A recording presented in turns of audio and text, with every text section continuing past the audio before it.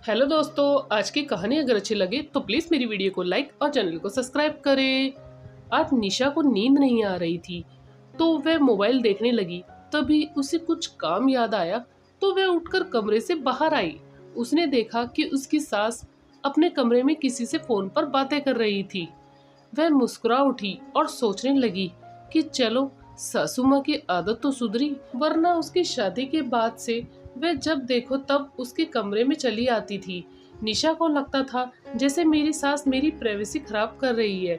इसलिए निशा की सास जब भी रूम में आती थी तो वह ज्यादा बातें नहीं करती थी, चुपचाप बैठी रहती थी और अनमने ढंग से थोड़े बहुत जवाब दे देती थी और कहने लगती थी कि माँ जी, मुझे नींद आ रही है। तो सासू जी उठकर वहां से चुपचाप चली जाती थी। अब धीरे धीरे सास ने कमरे में आना छोड़ दिया था। निशा सोचने लगी कि मम्मी जी आखिर इतना गुस्से में किससे बात कर रही है। उसके कानों में आवाज पड़ी। उसकी सास शिकायती लहजे में बोली, क्या बताऊं बेटी, सोचा था बहू आएगी तो मेरा मन बहल जाएगा, लेकिन वे तो हमेशा अपने कमरे में ही घुसी रहती है, जब देखो तब सोई रहती है। सास की बात सुनने के बाद फिर तो निशा को अपनी सास पर बहुत गुस्सा आया। निशा सोचने लगी कि मैं माँ जी का खाने पीने का इतना ध्यान रखती हूँ, कभी भी उनसे ऊंची आवाज में बात तक नहीं करती, फिर भी माँ जी अपनी बेटी से मेरी शिकायत कर रही हैं। मैं बहू हूँ या सास का मन भिलाने वाला खिलौना? मैं यहाँ इन्हें भरपेट भोजन दे रही हूँ, फिर भी माँ जी अपनी बेटी से मेरी शिकायत कर रही है। आखिर इन्हें किस चीज की कमी है जो इन्हें मेरे आराम से प्रॉब्लम है? अब उसे ससुराल में कुछ भी अच्छा नहीं लग रहा था, इसलिए गुस्से में अपना पर्स उठाकर वह अपने मायके चली गई। इधर सास शोभा जी को तो लग रहा था कि बहू कमरे में सो रही है। थोड़ी देर बाद शोभा जी बहू को चाय के लिए उठाने आई तो वह देखकर हैरान रहेगी कि बहू कमरे में है ही नहीं। शोभा जी ने बहू को कॉल लगाया तो उसका मोबाइल बेडरूम में ही बज रहा था। वह घबरा गई कि आखिर बहू कहाँ गई। फिर वह अपने घुटने के दर्द को बर्दाश्त करते हुए सीढ़ियां चढ़कर छत पर भी देखने पहुंच गई, लेकिन बहू वहां पर भी नहीं थी। फिर वह निराश होकर बरामदे की सीढ़ियों पर जाकर बैठ गई। फिर अपने बेटे को भी फोन करके वह नहीं पूछना चाहती थी, क्योंकि वह भी बेकार से परेशान हो जाएगा। काफी सोच विचार करने के बाद उन्होंने सोचा कि मैं थोड़ा इंतजार करके देख लेती हूँ, लेकिन एक एक पल उन पर भारी पड़ रहा था। बगल में उन्हें पड़ोसन दिखाई दी तो वे मुस्कुराकर उनसे बातें करने लगी, अपनी चिंता को दबाए हुए। लेकिन उनका मन रुआसा हो रहा था कि बहू बिना बताए अचानक से कहाँ चली गई। जब निशा मायके पहुंची तो उसने देखा कि उसकी माँ सविता जी उदास मन से बरामदे में एक कुर्सी पर बैठी हुई थी। उसे बड़ी हैरानी हुई कि माँ अकेली यहाँ क्या कर रही है। वह अपनी माँ के पास जाकर उनके पैर छूने लगी तो सविता जी हड़बड़ाकर उठ खड़ी हुई और बोली, अरे बेटा, तुम अचानक से यहाँ कैसे? निशा बोली, माँ, मैं बस ऐसे ही सरप्राइज देने के लिए चली आई, लेकिन माँ, तुम दोपहर में यहाँ अकेली क्यों बैठी हो? कमरे में आराम कर लेती। सविता जी गुस्से से बिफर उठी और बोली, अरे बेटी, मैं क्या बीमार हूँ जिसे देखो वह मुझे कमरे में जाकर आराम करने के लिए कहता है। माना कि बहू आ गई है, उसे घर गृहस्थी अच्छे से संभाल ली है, लेकिन इसका मतलब ये तो नहीं है कि मैं एकदम बेकार हो गई हूँ। दिन भर कमरे में ही तो पड़ी रहती हूँ। क्या बहू के आने के बाद से मेरी दुनिया बस कमरे तक ही सीमित होकर रह गई है?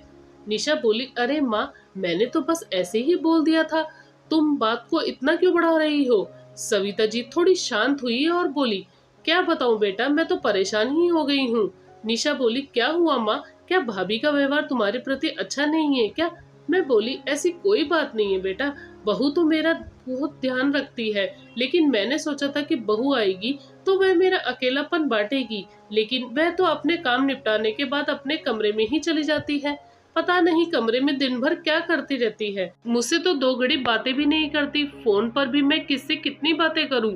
मैं जब भी बहू से उसके कमरे में बातचीत करने के लिए जाती हूँ तो वह कहती है कि मम्मी जी, आप अपने कमरे में जाकर आराम करिए। मैं दिन में कितना ही आराम करूं? अब घर में बहू है, फिर भी अकेले ही जीना पड़ रहा है। कोई नहीं जो अकेलापन बांट सके। कहते कहते उनकी आवाज भारी हो गई।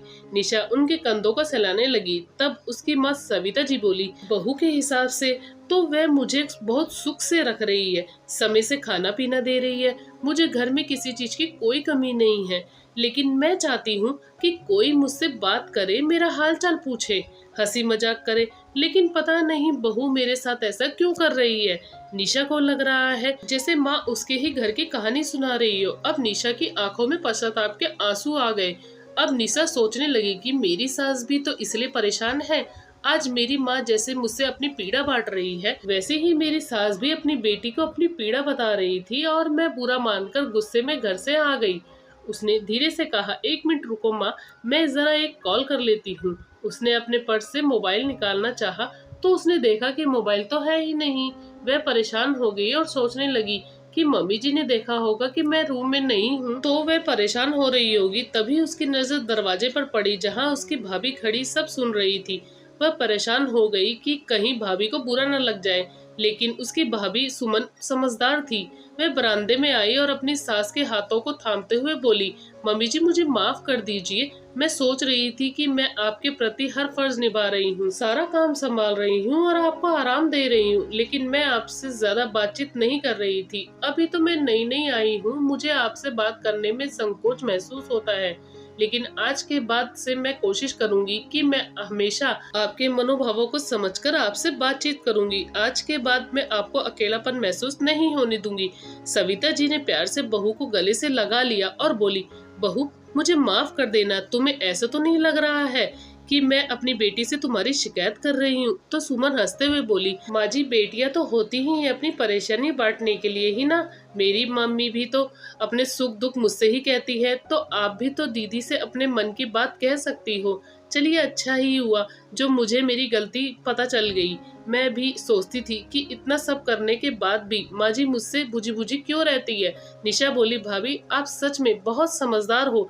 अच्छा सुनो, मुझे अपना फोन दे देना, मैं अपना फोन घर पर भूल आई। सुमन ने तुरंत अपना फोन लाकर निशा को दे दिया तो निशा ने तुरंत ही अपनी सास को कॉल लगाया। उसकी सास ने झट से कॉल रिसीव किया तो वह बोली, मम्मी जी मैं मायके आ गई थी, थोड़ी देर में घर आ जाऊंगी। उसकी सास ने राहत की सांस ली और बोली, बहू मैं तो घबरा ही गई थी, तुम्हारा फोन भी यहीं छूट गया था। खैर तुम मायके में अच्छे से एंजॉय करो, मैं खाने की तैयारी कर लूंगी, तुम चिंता मत करना। फोन रखने के बाद निशा बोली, मम्मी जी कितनी अच्छी है, बस मैं ही समझ नहीं पाई कि इन्हें भावनात्मक रूप से मेरी जरूरत होगी। निशा शाम को जल्दी घर पहुंच गई थी। उसकी सास खाना बनाने की तैयारी कर रही थी तो वह किचन में चली गई। फिर वे दोनों बातचीत करते हुए खाना बनाने लगी। अन्य दिनों की अपेक्षा आज निशा उनसे कुछ ज्यादा ही खुलकर बातें कर रही थी। आज उनके चेहरे की चमक देखते ही बन रही थी। उसने तय कर लिया था कि वह अब अपनी सास को अकेला नहीं छोड़ेगी। अगले दिन दोपहर में निशा खुद ही सास के रूम में पहुंच गई, क्योंकि सासू माँ तो संकोच से उसके पास आती नहीं थी। बहू को कमरे में देखकर वह खुश हो उठी। दोस्तों, बुजुर्गों को केवल भोजन, आराम, नींद ही नहीं चाहिए होता, उन्हें भावनात्मक सहारा भी चाहिए होता है। उनका भी किसी से बातचीत करने का मन करता है। ऐसे में उन्हें अकेला नहीं छोड़ना चाहिए। काम और जिम्मेदारियां तो सबके हिस्से में आती है।